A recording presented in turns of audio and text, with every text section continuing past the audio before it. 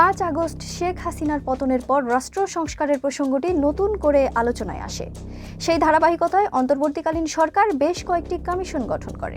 এই কমিশনগুলোর মধ্যে সবচেয়ে গুরুত্বপূর্ণ সংবিধান সংস্কার কমিশনের নেতৃত্ব দিচ্ছেন ডক্টর আলী রিয়াজ। গত 3 মাসে বিভিন্ন রাজনৈতিক দল সহ পেশাজীবীদের সাথে আলোচনা করে সংবিধান সংস্কার কমিশন তাদের মতামতের ভিত্তিতে চূড়ান্ত প্রতিবেদন তৈরি হচ্ছে।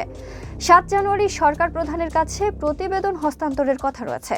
চূড়ান্ত প্রতিবেদনে নির্ধারিত সময়ে নির্বাচনের পর কার্যকর সংসদ বহাল রাখা, বিচার ব্যবস্থার উপর আস্থা ফেরানো, ক্ষমতাসীন দল ও প্রশাসনের জবাবদিহিতা নিশ্চিতের উপায় নিয়ে সুপারিশ করবে আলী রিয়াজের কমিশন। আলী রিয়াজ সংবাদ মাধ্যমকে বলেন, ক্ষমতা যেন এক ব্যক্তির হাতে না যায়, সেটি কমিশনের প্রধান অগ্রাধিকার। পাশাপাশি জবাবদিহিতা নিশ্চিতের উপরও জোর দেওয়া হচ্ছে। তাছাড়া সংসদ যাতে কাজ করতে পারে সেজন্য কমিটিগুলোকে শক্তিশালী করতে হবে।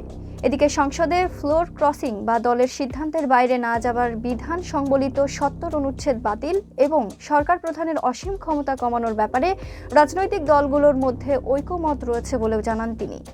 এর আগে 90-এর স্বৈরাচার বিরোধী আন্দোলনের সময় 3 জোটের রূপরেখায় নানা সংস্কারের কথা বলা হয়েছিল। তবে গত 2 যুগে ক্ষমতায় থেকেও দলগুলো তা বাস্তবায়ন করেনি। এমন পরিস্থিতিতে এবারেও ঐকমত হওয়া বিষয়গুলোর বাস্তবায়ন নিয়ে অনেকেই সন্দিহান। আলী রিয়াজ আরও বলেন, গণঅভ্যুত্থানের আগেও রাজনৈতিক দলগুলোর একটি বড় অংশ সংস্কারের কথা বলেছিল।